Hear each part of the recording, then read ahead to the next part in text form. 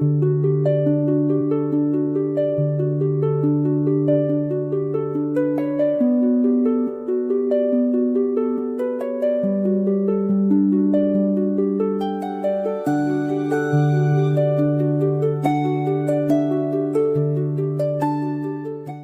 encíclica Dilexit Nos del Santo Padre Francisco sobre el amor humano y divino del corazón de Jesucristo. Capítulo 4. Amor que da de beber. Volvamos a las Sagradas Escrituras, a los textos inspirados que son el principal lugar donde encontramos la revelación. En ellas y en la tradición viva de la Iglesia está lo que el mismo Señor ha querido decirnos para toda la historia.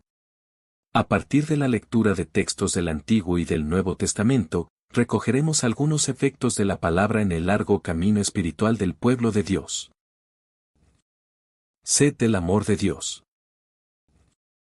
La Biblia muestra que al pueblo que había caminado por el desierto y que esperaba la liberación, se le anunciaba una abundancia de agua vivificante, sacarán agua con alegría de las fuentes de la salvación. Los anuncios mesiánicos fueron tomando la forma de un manantial de agua purificadora, los rociaré con agua pura, y ustedes quedarán purificados, pondré en ustedes un espíritu nuevo.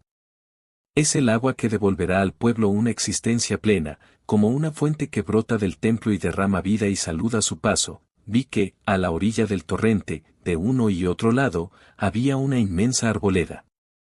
Hasta donde llegue el torrente, tendrán vida todos los seres vivientes cuando esta agua llegue hasta el mar, sus aguas quedarán saneadas, y habrá vida en todas partes a donde llegue el torrente. La fiesta judía de las tiendas, Sukkot, que recordaba los 40 años en el desierto, poco a poco había asumido el símbolo del agua como un elemento central, e incluía un rito de ofrenda de agua cada mañana, que se volvía muy solemne el último día de la fiesta. Se realizaba una gran procesión hacia el templo donde finalmente se daban 7 vueltas en torno al altar y se ofrendaba a Dios el agua en medio de gran algarabía. El anuncio de la llegada del tiempo mesiánico se presentaba como una fuente abierta para el pueblo: derramaré sobre la casa de David y sobre los habitantes de Jerusalén un espíritu de gracia y de súplica. Y ellos mirarán hacia mí al que ellos traspasaron. Aquel día, habrá una fuente abierta para la casa de David y para los habitantes de Jerusalén, a fin de lavar el pecado y la impureza. Un traspasado, una fuente abierta, un espíritu de gracia y de oración. Los primeros cristianos inevitablemente veían cumplida esta promesa en el costado abierto de Cristo, fuente de donde emana la vida nueva. Recorriendo el Evangelio de Juan vemos cómo aquella profecía se veía plasmada en Cristo. Contemplamos su costado abierto, de donde brotó el agua del Espíritu. Uno de los soldados le atravesó el costado con la lanza, y enseguida brotó sangre y agua. Allí el evangelista añade: verán al que ellos mismos traspasaron. Retoma así aquel anuncio del profeta que prometía al pueblo una fuente abierta en Jerusalén, cuando ellos mirarían al traspasado. La fuente abierta es el costado herido de Jesucristo. Advertimos que el mismo Evangelio anunciaba ese momento sagrado, precisamente, el último día, el más solemne de la fiesta de las tiendas. Allí Jesús gritó al pueblo que celebraba en la gran procesión: el que tenga sed, venga a mí, y beba de su seno brotarán manantiales de agua viva. Para ello debía llegar su hora, porque Jesús aún no había sido glorificado. Todo se cumplió en la fuente desbordante de la cruz. En el libro del Apocalipsis reaparecen tanto el traspasado, todos lo verán, aun aquellos que lo habían traspasado, como la fuente abierta: que venga el que tiene sed, y el que quiera, que beba gratuitamente del agua de la vida. El costado traspasado es al mismo tiempo la sede del amor, un amor que Dios declaró a su pueblo con tantas palabras diferentes que vale la pena recordar. Eres de gran precio a mis ojos, eres valioso, y yo te amo. ¿Se olvida una madre de su criatura, no se compadece del hijo de sus entrañas? Pero aunque ella te olvide, yo no te olvidaré. Yo te llevo grabada en las palmas de mis manos. Aunque se aparten las montañas y vacilen las colinas, mi amor no se apartará de ti, mi alianza de paz no vacilará. Yo te amé con un amor eterno, por eso te atraje con fidelidad. El Señor, tu Dios, está en medio de ti, es un guerrero victorioso. Él exulta de alegría a causa de ti, te renueva con su amor, y lanza por ti gritos de alegría.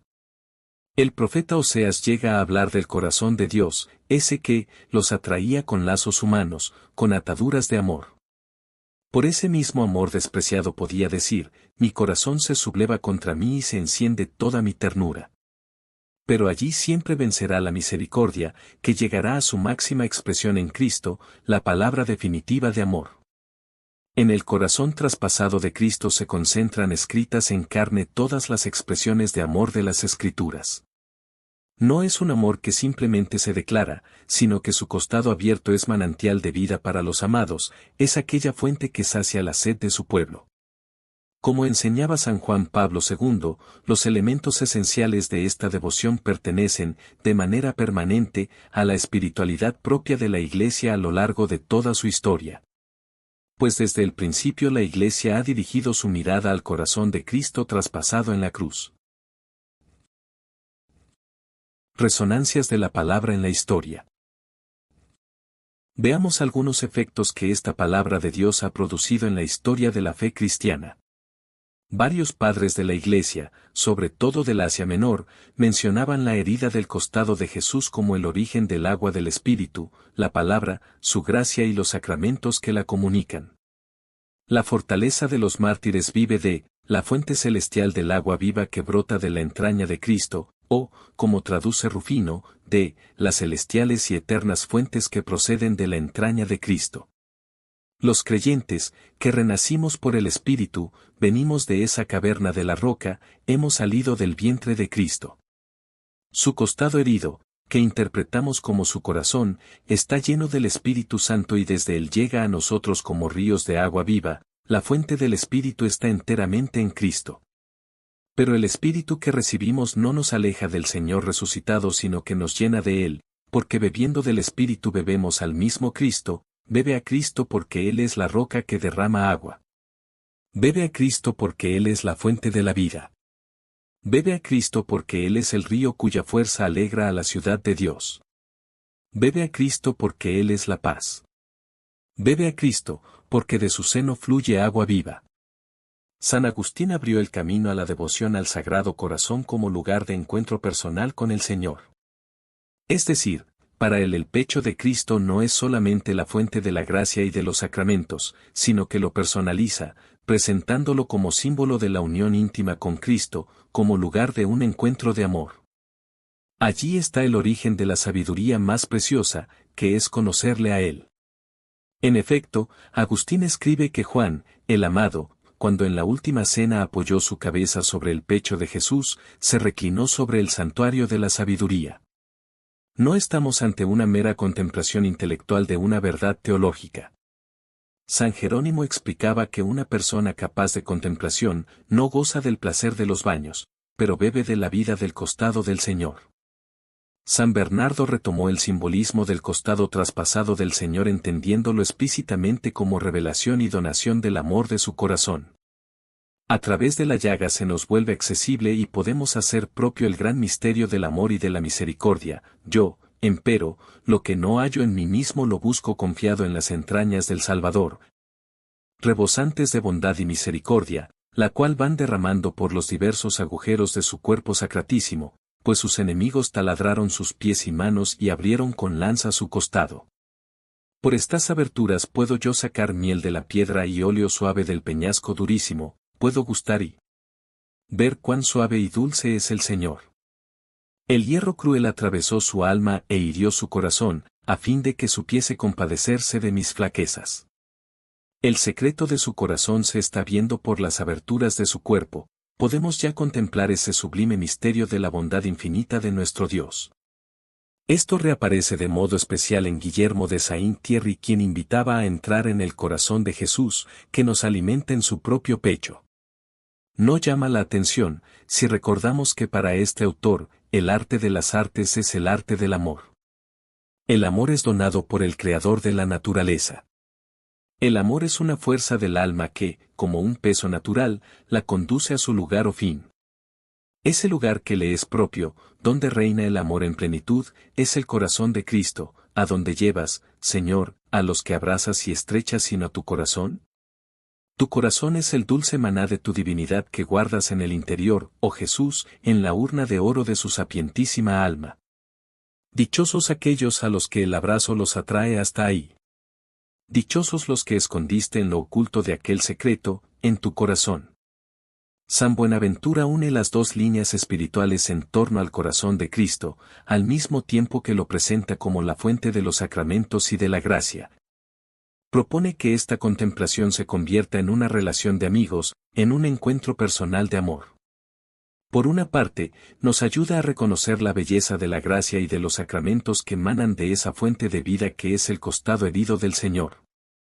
Para que del costado de Cristo dormido en la cruz se formase la Iglesia y se cumpliese la Escritura que dice, mirarán al que traspasaron, uno de los soldados lo hirió con una lanza y le abrió el costado. Y fue permisión de la divina providencia, a fin de que, brotando de la herida sangre y agua, se derramase el precio de nuestra salud, el cual, manando de la fuente arcana del corazón, diese a los sacramentos de la Iglesia la virtud de conferir la vida de la gracia, y fuese para los que viven en Cristo como una copa llenada en la fuente viva, que salta hasta la vida eterna. Luego nos invita a dar otro paso, para que el acceso a la gracia no se convierta en algo mágico, o en una suerte de emanación de tipo neoplatónico, sino en una relación directa con Cristo, habitando en su corazón. Porque quien bebe es un amigo de Cristo, es un corazón amante, levántate, pues, alma amiga de Cristo, y sé la paloma que anida en la pared de una cueva, sé el gorrión que ha encontrado una casa y no deja de guardarla. Sé la tórtola que esconde los polluelos de su casto amor en aquella abertura sacratísima. La difusión de la devoción al corazón de Cristo. Poco a poco el costado herido, donde reside el amor de Cristo, del cual a su vez mana la vida de la gracia, fue asumiendo la figura del corazón, especialmente en la vida monástica. Sabemos que a lo largo de la historia el culto al corazón de Cristo no se manifestó de idéntica manera, y que los aspectos desarrollados en la modernidad, relacionados con diversas experiencias espirituales, no se pueden extrapolar a las formas medievales y menos aún a las formas bíblicas donde entrevemos semillas de este culto. No obstante, hoy la Iglesia no desprecia nada de todo lo bueno que el Espíritu Santo nos regaló a lo largo de los siglos. Sabiendo que siempre será posible reconocer un significado más claro y pleno a ciertos detalles de la devoción, o comprender y desplegar nuevos aspectos de la misma. Varias santas mujeres han narrado experiencias de su encuentro con Cristo, caracterizado por el reposo en el corazón del Señor, fuente de vida y de paz interior. Así sucedió a Santa Lucarda, a Santa Matilde de Aqueborn, a Santa Ángela de Foligno, a Juliana de Norwich, entre otras. Santa Gertrudis de Elfta, religiosa cisterciense, narró un momento de oración en el cual reclinó la cabeza en el corazón de Cristo y escuchó sus latidos. En un diálogo con San Juan Evangelista le preguntó por qué en su Evangelio él no había hablado de lo que vivió cuando tuvo esa misma experiencia. Concluye Gertrudis que, la dulzura de esos latidos se reservó para los tiempos modernos, de manera que, escuchándolos, pueda renovarse el mundo envejecido y tibio en el amor de Dios. Podríamos pensar que es un anuncio referido a nuestros tiempos, un llamado a reconocer cómo se ha vuelto viejo este mundo, necesitado de percibir el mensaje siempre nuevo del amor de Cristo. Santa Gertrudis y Santa Matilde han sido consideradas entre las confidentes más íntimas del Sagrado Corazón. Los monjes cartujos, alentados sobre todo por Ludolfo de Sajonia, encontraron en la devoción al Sagrado Corazón un camino para llenar de afecto y cercanía su relación con Jesucristo. Quien entra por la herida de su corazón es inflamado de afecto. Santa Catalina de Siena escribió que los sufrimientos que el Señor soportó no son algo que podamos presenciar, pero que el corazón abierto de Cristo es para nosotros la posibilidad de un encuentro actual y personal con tanto amor. Por eso quise que vieseis el secreto de mi corazón mostrándotelo abierto, para que vieses que yo amaba más que lo que podían demostraros mis sufrimientos finitos.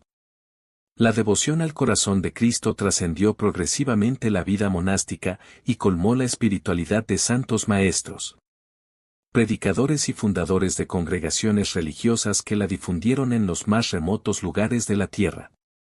De particular interés fue la iniciativa de San Juan Eudes, quien, después de dar con sus misioneros una fervorosísima misión en Rennes, logró que el señor obispo aprobara en aquella diócesis la celebración de la fiesta del corazón adorable de nuestro Señor Jesucristo. Esta fue la primera vez que en la Iglesia se autorizó esta fiesta oficialmente.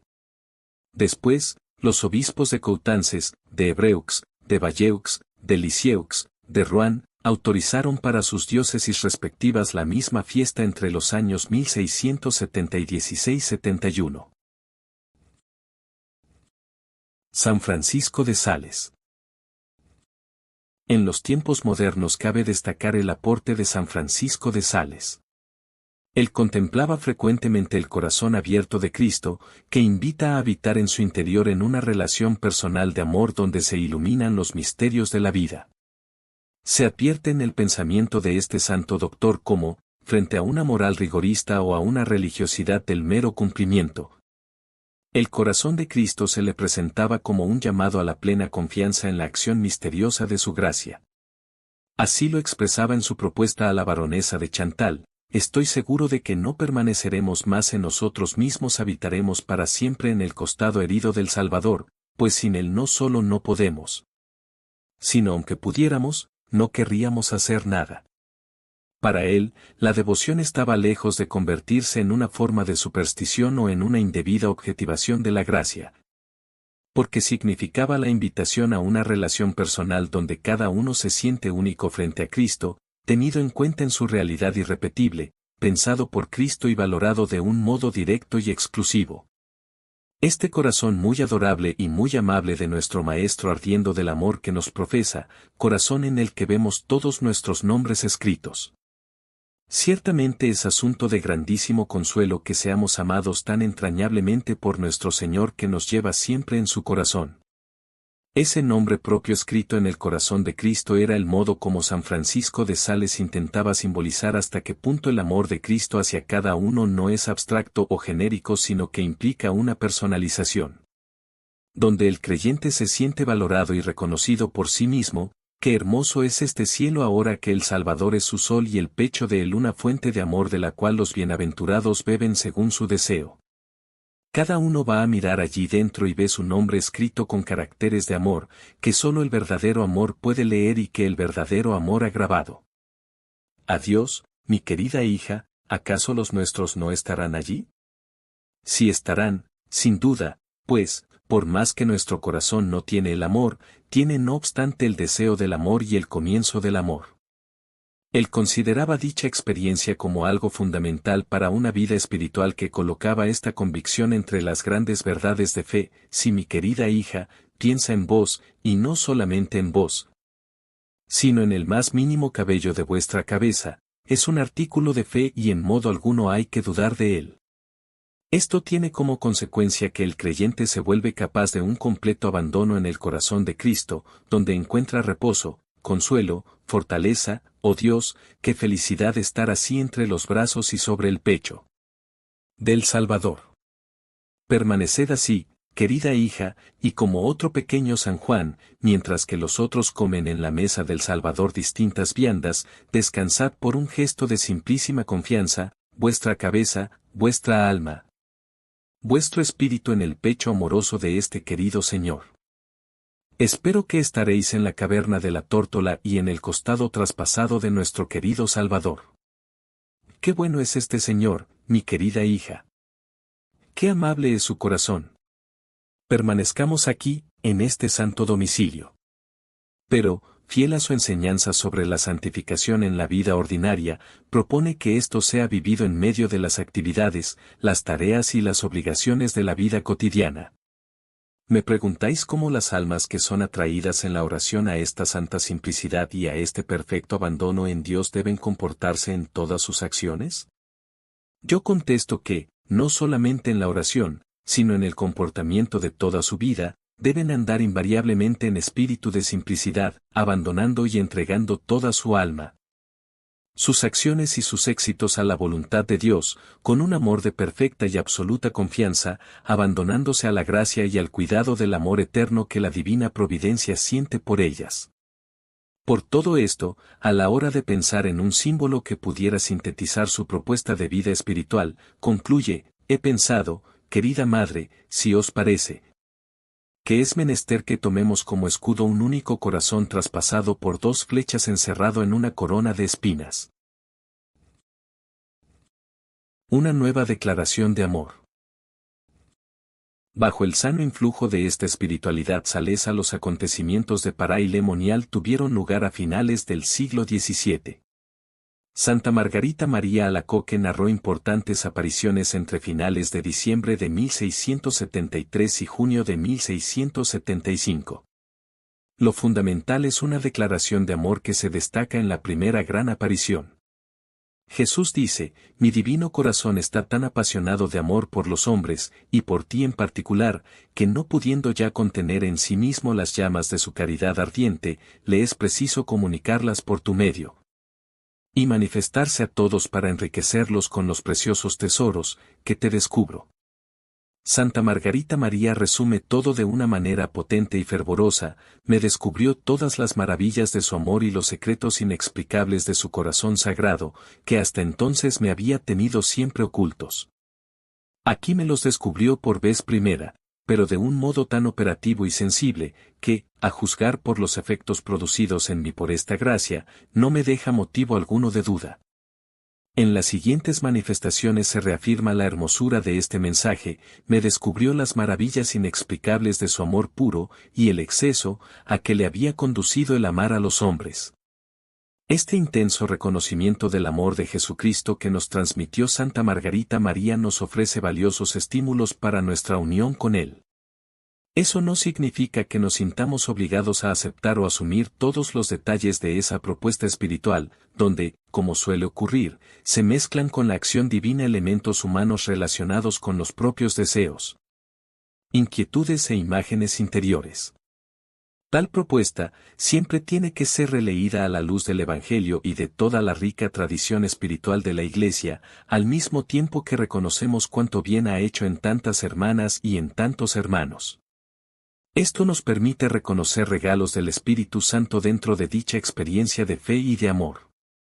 Más importante que los detalles es el núcleo del mensaje que se nos transmite y que puede resumirse en aquellas palabras que Santa Margarita escuchó, he ahí este corazón, que ha amado tanto a los hombres, que nada ha perdonado hasta agotarse y consumirse para demostrarle su amor. Esta manifestación es una invitación a un crecimiento en el encuentro con Cristo, gracias a la confianza sin reservas, hasta alcanzar una unión plena y definitiva. Es preciso que el divino corazón de Jesús se sustituya de tal modo en lugar del nuestro, que Él solo viva y obre en nosotras y por nosotras, que su voluntad pueda obrar absolutamente sin resistencia de nuestra parte. Y en fin, que sus afectos, sus pensamientos y deseos estén en lugar de los nuestros y sobre todo su amor, que se amará Él mismo en nosotras y por nosotras. Y de este modo, siéndonos este amable corazón todo en todas las cosas, podremos decir con San Pablo, que no vivimos ya, sino que vive Él en nosotras. En realidad, en el primer mensaje recibido por ella, presentaba esta vivencia de un modo más personal, más concreto, lleno de fuego y de ternura, me pidió después el corazón, y yo le supliqué que le tomase.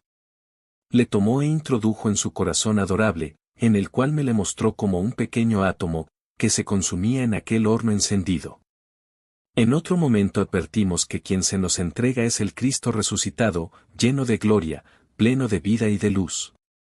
Si bien en distintos momentos habla de los sufrimientos que soportó por nosotros y de la ingratitud que recibe, aquí no se destacan la sangre y las llagas sufrientes, sino la luz y el fuego del viviente. Las heridas de la pasión, que no desaparecen, quedan transfiguradas. Así, aquí se expresa el misterio de la Pascua en su integridad, una vez entre otras, estando expuesto el Santísimo Sacramento se me presentó Jesucristo, mi divino Maestro, todo radiante de gloria, con sus 5 llagas, que brillaban como 5 soles, y por todas partes salían llamas de su sagrada humanidad, especialmente de su adorable pecho, el cual parecía un horno. Abrióse éste y me descubrió su amantísimo y amabilísimo corazón, que era el vivo foco de donde procedían semejantes llamas. Entonces fue cuando me descubrió las maravillas inexplicables de su amor puro, y el exceso, a que le había conducido el amar a los hombres, de los cuales no recibía sino ingratitudes y desprecios. San Claudio de la Colombiere. Cuando San Claudio de la Colombiere conoció las experiencias de Santa Margarita, inmediatamente se convirtió en su defensor y divulgador. Él tuvo un papel especial en la comprensión y en la difusión de esta devoción al Sagrado Corazón, pero también en su interpretación a la luz del Evangelio. Si bien algunas de las expresiones de Santa Margarita, mal entendidas, podían dar lugar a confiar demasiado en los propios sacrificios y ofrendas, San Claudio evidencia que la contemplación del corazón de Cristo, si es auténtica, no provoca una complacencia en uno mismo o una vanagloria en experiencias o en esfuerzos humanos, sino un indescriptible abandono en Cristo que llena la vida de paz, de seguridad, de decisión. Él expresaba muy bien esta confianza absoluta en una célebre oración. Estoy tan convencido, Dios mío, de que velas sobre todos los que esperan en ti, y de que no puede faltar cosa alguna a quien aguarda de ti todas las cosas, que he determinado vivir de ahora en adelante sin ningún cuidado, descargándome en ti de todas mis solicitudes. No por eso perderé la esperanza, antes la conservaré hasta el postrer suspiro de mi vida y vanos serán los esfuerzos de todos los demonios del infierno por arrancármela. Que otros esperen la dicha de sus riquezas o de sus talentos, que descansen otros en la inocencia de su vida, o en la aspereza de su penitencia, o en la multitud de sus buenas obras, o en el fervor de sus oraciones. En cuanto a mí, toda mi confianza se funda en mi misma confianza. Confianza semejante jamás salió fallida a nadie. Así que, seguro estoy de ser eternamente bienaventurado, porque espero firmemente serlo, y porque eres tú, Dios mío, de quien lo espero. San Claudio escribió una nota en enero de 1677, encabezada por unas líneas que se refieren a la seguridad que él sentía sobre su propia misión. He reconocido que Dios quiere servirse de mí, procurando el cumplimiento de sus deseos respecto a la devoción que me ha sugerido una persona, a quien él se comunica muy confidencialmente y para la cual ha querido servirse de mi flaqueza. Ya la he inspirado a muchas personas. Es importante advertir cómo en la espiritualidad de la Colombiere se produce una hermosa síntesis entre la rica y bella experiencia espiritual de Santa Margarita y la contemplación tan concreta de los ejercicios ignacianos. Él escribía al inicio de la tercera semana del mes de ejercicios: dos cosas me han conmovido sumamente y me han tenido ocupado todo el tiempo. La primera es la disposición con que sale Jesucristo al encuentro de los que le buscan. Su corazón está anegado en un mar de amarguras, todas las pasiones se han desencadenado en su interior, toda la naturaleza está desconcertada, y a través de estos desórdenes y de todas estas tentaciones, su corazón va derecho a Dios, no da un paso en falso, no vacila en tomar el partido que la virtud y la más alta virtud le sugiere. La segunda cosa es la disposición de este mismo corazón con respecto a Judas, que le traicionaba, a los apóstoles, que cobardemente le abandonaban, a los sacerdotes y a los demás, que eran los autores de la persecución que sufría. Es cierto que todo ello no fue capaz de excitar en él el menor resentimiento de odio ni de indignación. Me represento, pues, a este corazón sin hiel, sin acritud, lleno de verdadera ternura para con sus enemigos. San Carlos de Foucauld y Santa Teresa del Niño Jesús. San Carlos de Foucauld y Santa Teresa del Niño Jesús, sin pretenderlo, han reconfigurado algunos elementos de la devoción al corazón de Cristo, ayudándonos a entenderla de un modo todavía más fiel al Evangelio. Veamos ahora cómo se expresó en sus vidas esta devoción. En el próximo capítulo volveremos a ellos para mostrar la originalidad de la dimensión misionera que ambos desarrollaron de modos diversos. Jesus Caritas. En Loulle, San Carlos de Foucauld hacía visitas al Santísimo con su prima, Madame de Bandy, y un día ella le señaló una imagen del Sagrado Corazón. Esta prima fue fundamental en la conversión de Carlos, tal como él lo reconoce, puesto que Dios te ha hecho el primer instrumento de sus misericordias para conmigo, de ti proceden todas. Si tú no me hubieras convertido, llevado a Jesús y enseñado poco a poco, como letra a letra, todo lo que es piadoso y bueno, ¿estaría hoy donde estoy? Pero precisamente, lo que ella despertó en él es la conciencia ardiente del amor de Jesús. Allí estaba todo, eso era lo más importante. Y esto se concentraba particularmente en la devoción al corazón de Cristo, donde él encontraba la misericordia sin límites. Esperemos en la misericordia infinita de aquel cuyo corazón tú me hiciste conocer. Luego su director espiritual, el abate Henry Ubelin, le ayudará a profundizar ese precioso misterio, este corazón bendito del que usted me habló tantas veces. El 6 de junio de 1889, Carlos se consagró al Sagrado Corazón, donde él hallaba un amor absoluto. Él le dice a Cristo, me habéis colmado de tales beneficios, que me parece sería ingratitud para con vuestro corazón no creer que está dispuesto a colmarme de todo bien, por grande que sea, y que su amor y su liberalidad no tienen medida. Él será el ermitaño, bajo el nombre del corazón de Jesús. El 17 de mayo de 1906, el mismo día en que Fray Carlos, solo, ya no puede celebrar la misa, escribe que promete dejar vivir en mí el corazón de Jesús para que ya no sea yo quien viva, sino el corazón de Jesús quien viva en mí, como vivía en Nazaret. Su amistad con Jesús, corazón a corazón, no tenía nada de un devocionalismo intimista. Era la raíz de esa vida despojada de Nazaret con la cual Carlos quería imitar a Cristo y configurarse con él. Aquella tierna devoción al corazón de Cristo tuvo consecuencias muy concretas en su estilo de vida y su Nazaret se alimentaba de esa relación tan personal con el corazón de Cristo. Santa Teresa del Niño Jesús. Al igual que San Carlos de Foucauld, Santa Teresa del Niño Jesús respiró la enorme devoción que inundaba Francia en el siglo XIX. El sacerdote Almire Pichón era el director espiritual de su familia y se le consideraba un gran apóstol del Sagrado Corazón. Una hermana suya tomó el nombre religioso María del Sagrado Corazón, y el monasterio al que la santa ingresó estaba dedicado al Sagrado Corazón. No obstante, su devoción tomó algunas características propias más allá de las formas como se expresaba en aquel momento. Cuando tenía 15 años encontró un modo de resumir su relación con Jesús, aquel cuyo corazón late al unísono con el mío. 2 años después, cuando le hablaban de un corazón coronado de espinas, ella agregaba en una carta, tú bien sabes que yo no veo al Sagrado Corazón como todo el mundo. Yo pienso que el corazón de mi esposo es solo para mí, como el mío es solo para él, y por eso le hablo en la soledad de este delicioso corazón a corazón, a la espera de llegar a contemplarlo un día cara a cara. En una poesía ella expresó el sentido de su devoción, hecha más de amistad y confianza que de seguridad en los propios sacrificios. Yo quiero un corazón ardiente de ternura. Que me sirva de apoyo sin jamás vacilar. Que todo lo ame en mí, incluso mi pobreza.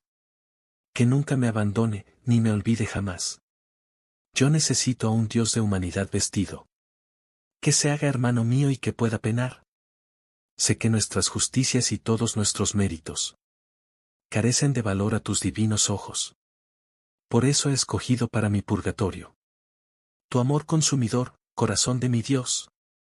Quizás el texto más importante para poder comprender el sentido de su devoción al corazón de Cristo sea la carta que escribió, 3 meses antes de morir, a su amigo Maurice Belliere, cuando veo a Magdalena adelantarse en presencia de los numerosos invitados, y regar con sus lágrimas los pies de su Maestro adorado, a quien toca por primera vez. Siento que su corazón ha comprendido los abismos de amor y de misericordia del corazón de Jesús y que, por más pecadora que sea, ese corazón de amor está dispuesto, no solo a perdonarla, sino incluso a prodigarle los favores de su intimidad divina y a elevarla hasta las cumbres más altas de la contemplación. Querido hermanito, desde que se me ha concedido a mí también comprender el amor del corazón de Jesús, le confieso que Él ha desterrado todo temor de mi corazón. El recuerdo de mis faltas me humilla y me lleva a no apoyarme nunca en mi propia fuerza, que no es más que debilidad, pero sobre todo, ese recuerdo me habla de misericordia y de amor. Las mentes eticistas, que pretenden llevar un control de la misericordia y de la gracia, dirían que ella podía expresar esto porque era santa, pero que no podría afirmarlo una persona pecadora. De ese modo, quitan de la espiritualidad de Santa Teresa del Niño Jesús su hermosa novedad que refleja el corazón del Evangelio. Lamentablemente, se ha vuelto frecuente en algunos círculos cristianos este intento de encerrar al Espíritu Santo en un esquema que les permita tener todo bajo su supervisión. Sin embargo, esta sabia doctora de la Iglesia les tapa la boca y contradice directamente esa interpretación reductiva con estas palabras tan claras: aunque hubiera cometido todos los crímenes posibles, seguiría teniendo la misma confianza. Sé que toda esa multitud de ofensas sería como una gota de agua arrojada en una hoguera encendida. A Sor María, que la elogiaba por su generoso amor a Dios dispuesto al martirio, ella le responde detenidamente en una carta que hoy es uno de los grandes hitos de la historia de la espiritualidad. Esta página debería ser leída 1000 veces por su hondura, claridad y belleza.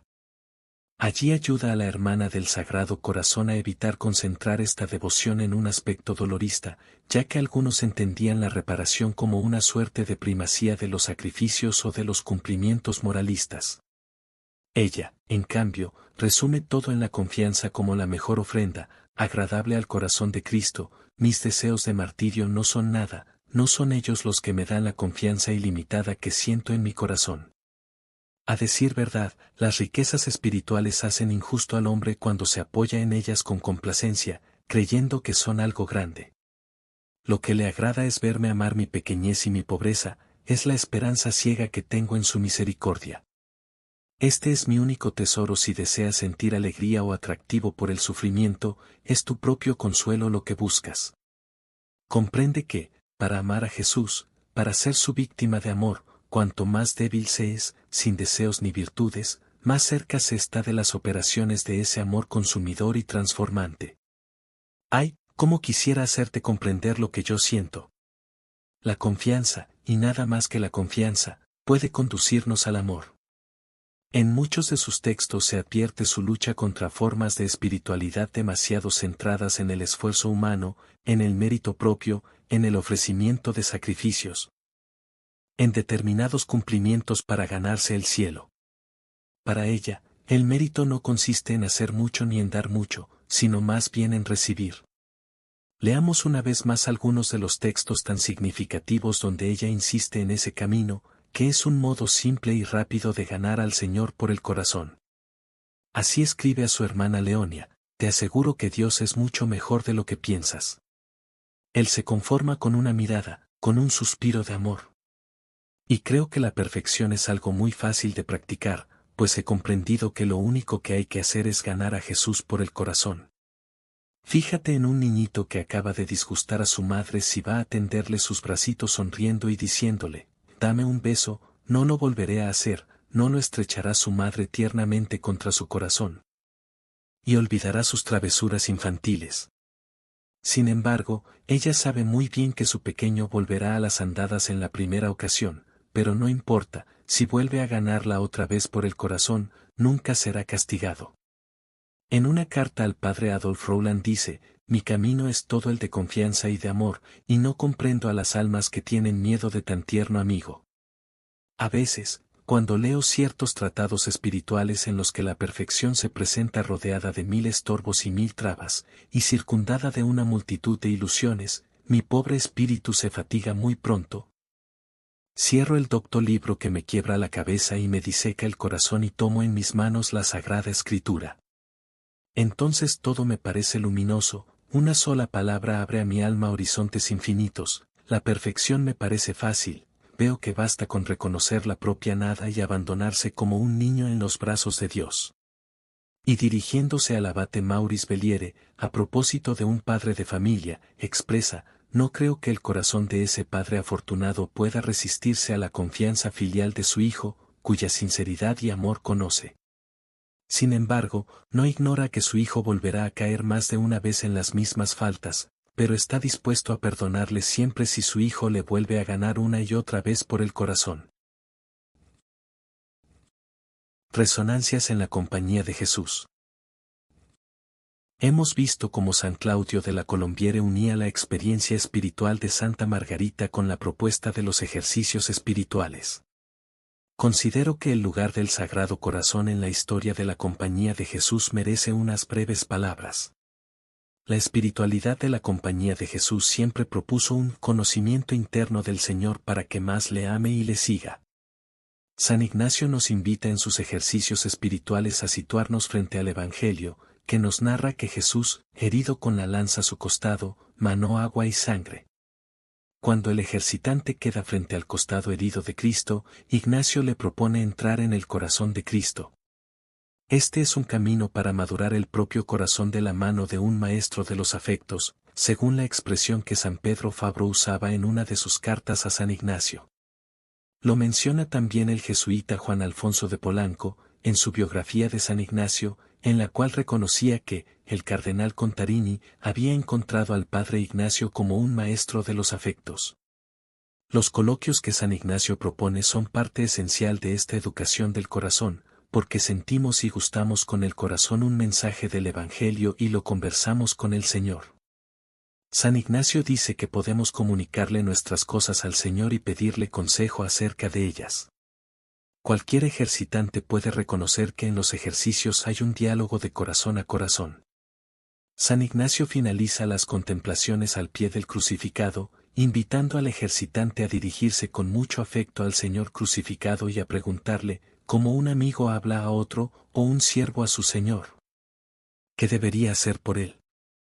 El itinerario de los ejercicios culmina en la contemplación para alcanzar amor, de la que brota el agradecimiento y la ofrenda de la memoria, el entendimiento y la voluntad al corazón que es fuente y origen de todo bien. Tal conocimiento interior del Señor no se construye con nuestras luces y esfuerzos, se pide como don. Esta misma experiencia está detrás de una larga cadena de sacerdotes jesuitas que se han referido explícitamente al corazón de Jesús, como San Francisco de Borja, San Pedro Fabro, San Alonso Rodríguez, el padre Álvarez de Paz, el padre Vicente Carafa, el padre Casper Trusvicki y tantos otros. En 1883 los jesuitas declararon que la Compañía de Jesús acepta y recibe con un espíritu desbordante de gozo y de gratitud la suavísima carga que le ha confiado nuestro Señor Jesucristo de practicar, promover y propagar la devoción a su divinísimo corazón. En diciembre de 1871 el padre Peter Hambex consagró la Compañía al Sagrado Corazón de Jesús, como señal de que seguía siendo parte actual de la vida de la Compañía. El padre Pedro Arrupe lo hizo nuevamente en 1972, con una convicción que se expresa en estas palabras: quiero decir a la Compañía algo que juzgo no debo callar. Desde mi noviciado, siempre he estado convencido de que en la llamada devoción al Sagrado Corazón está encerrada una expresión simbólica de lo más profundo del espíritu ignaciano y una extraordinaria eficacia. Ultra oam speraverint, tanto para la perfección propia como para la fecundidad apostólica. ¿Ese convencimiento lo poseo aún? En esta devoción tengo una de las fuentes más entrañables de mi vida interior. Cuando San Juan Pablo II invitó a todos los miembros de la Compañía a que promuevan con mayor celo aún esta devoción que corresponde más que nunca a las esperanzas de nuestro tiempo, lo hizo porque reconocía los íntimos lazos que hay entre la devoción al corazón de Cristo y la espiritualidad ignaciana, ya que el deseo de conocer íntimamente al Señor y de mantener un diálogo con Él, corazón a corazón, es característico, gracias a los ejercicios espirituales, del dinamismo espiritual y apostólico ignaciano, todo el al servicio del amor del corazón de Dios. Una larga corriente de vida interior. La devoción al corazón de Cristo reaparece en el camino espiritual de muchos santos muy diferentes entre sí y en cada uno de ellos esta devoción adquiere nuevos aspectos. San Vicente de Paúl, por dar un ejemplo, decía que lo que Dios quiere es el corazón, Dios pide principalmente el corazón, que es lo principal. ¿De dónde viene que uno que carezca de bienes merezca más que el que teniendo grandes posesiones, renuncia a ellas? De que el que no tiene nada, va con más afecto, y eso es lo que Dios quiere especialmente. Esto implica aceptar que el propio corazón se una al de Cristo, una hermana que hace todo lo que puede para poner su corazón en disposición de unirse al de nuestro Señor. ¿Cuántas bendiciones puede esperar de Dios?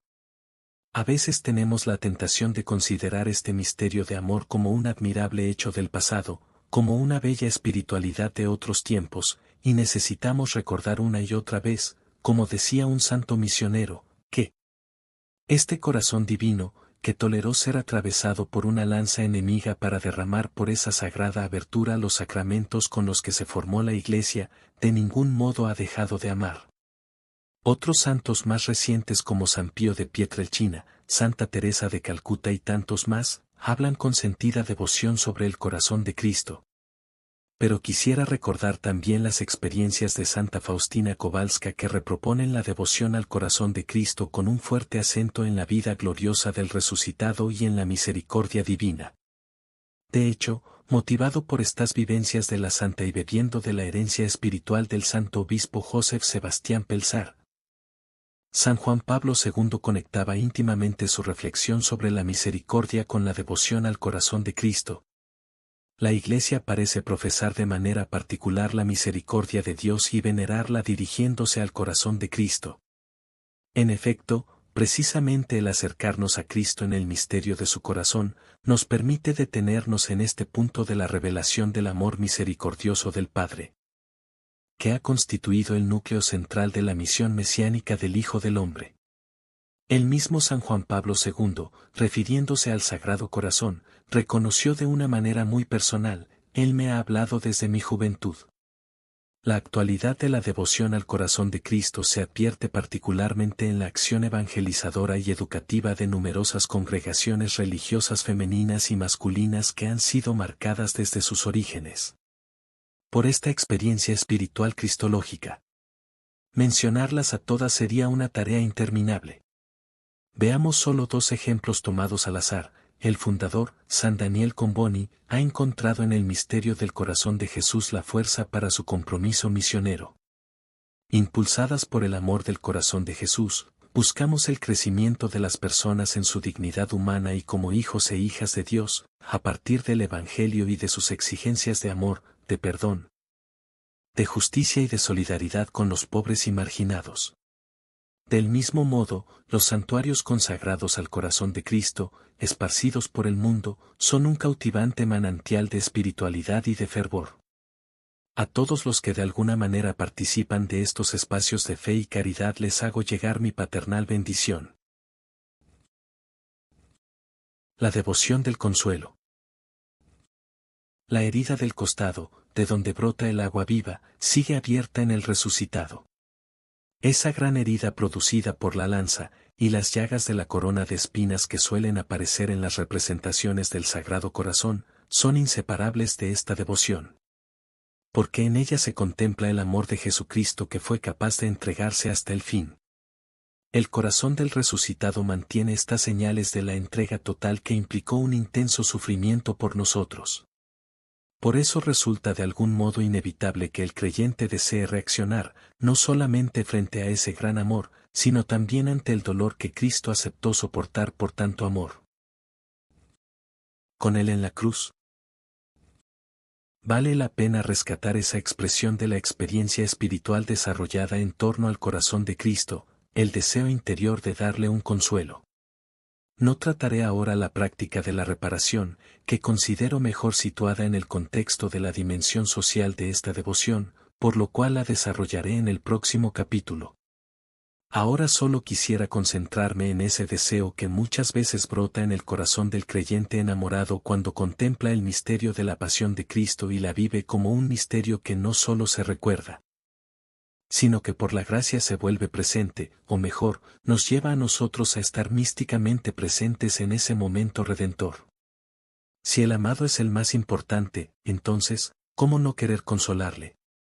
El Papa Pío XI intentó fundamentarlo invitándonos a reconocer que el misterio de la redención por la pasión de Cristo salta por la gracia de Dios todas las distancias del tiempo y del espacio.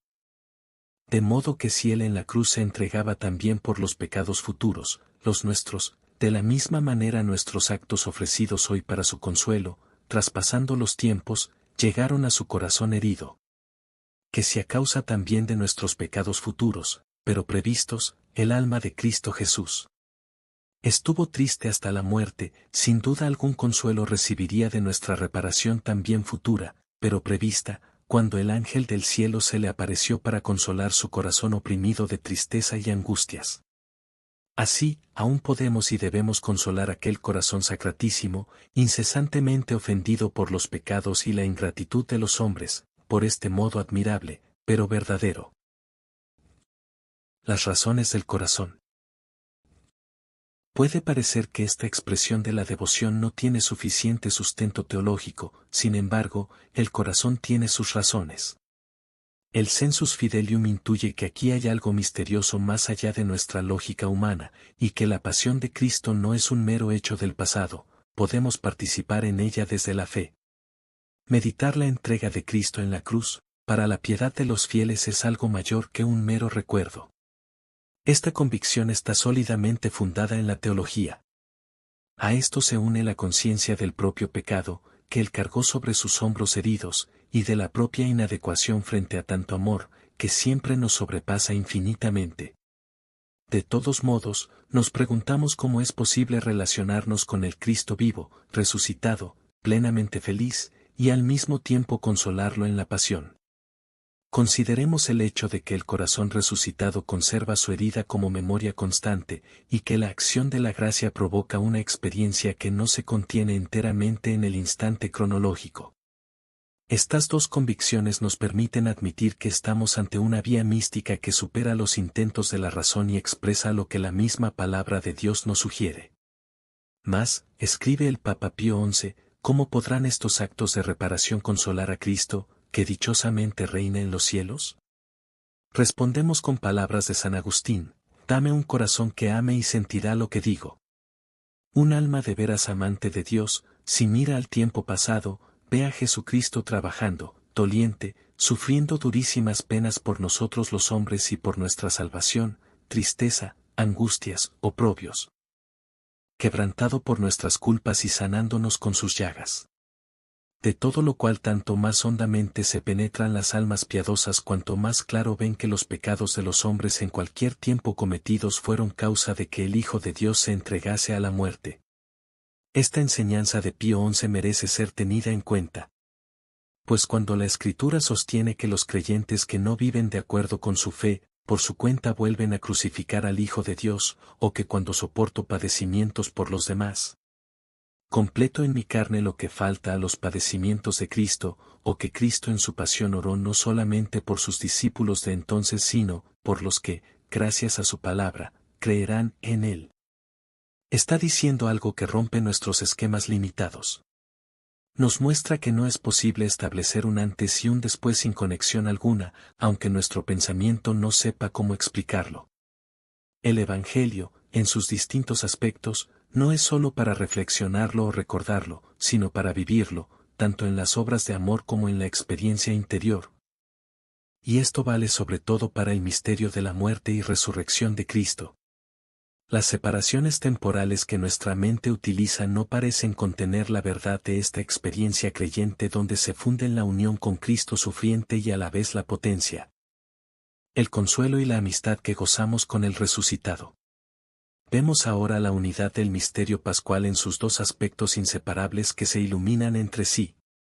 Ese único misterio que se hace presente por la gracia en sus dos dimensiones, hace que al mismo tiempo que intentamos ofrecer algo a Cristo para su consuelo, nuestros propios sufrimientos se ven iluminados y transfigurados por la luz pascual del amor. Lo que sucede es que nosotros participamos de ese misterio en nuestra vida concreta, porque antes Cristo mismo quiso participar de nuestra vida, quiso vivir anticipadamente como cabeza lo que viviría su cuerpo eclesial, tanto en las heridas como en los consuelos. Cuando vivimos en gracia de Dios, esta mutua participación se nos vuelve experiencia espiritual. En definitiva, es el resucitado quien, con la acción de su gracia, hace posible que nos unamos misteriosamente a su pasión. Lo saben los corazones creyentes que viven el gozo de la resurrección, pero simultáneamente desean participar en el destino de su Señor. Están dispuestos a esa participación con los sufrimientos, los cansancios, las desilusiones y los temores que son parte de su vida. No viven tal misterio en soledad. ya que estas llagas son igualmente participación en el destino del cuerpo místico de Cristo que camina en el santo pueblo de Dios y que lleva en sí el destino de Cristo en cada tiempo y lugar de la historia. La devoción del consuelo no es ahistórica o abstracta, se hace carne y sangre en el camino de la Iglesia. La compunción. El inevitable deseo de consolar a Cristo, que parte del dolor de contemplar lo que sufrió por nosotros, se alimenta también en el reconocimiento sincero de nuestras esclavitudes, los apegos, las faltas de alegría en la fe, las búsquedas vanas y, más allá de los pecados concretos, la no correspondencia del corazón a su amor y a su proyecto. Es una experiencia que nos purifica, porque el amor necesita la purificación de las lágrimas que al final nos dejan más sed de Dios y menos obsesión por nosotros mismos.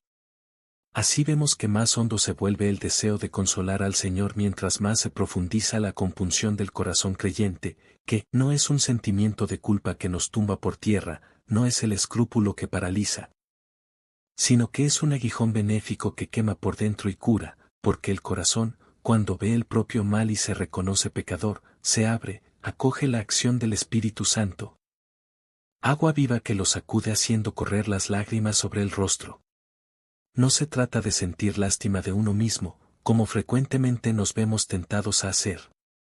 Tener lágrimas de compunción, en cambio, es arrepentirse seriamente de haber entristecido a Dios con el pecado, es reconocer estar siempre en deuda y no ser nunca acreedores.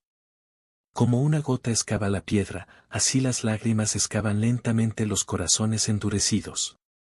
Se asiste de esta manera al milagro de la tristeza, de la buena tristeza que lleva a la dulzura. La compunción no es el fruto de nuestro trabajo, sino que es una gracia y como tal ha de pedirse en la oración.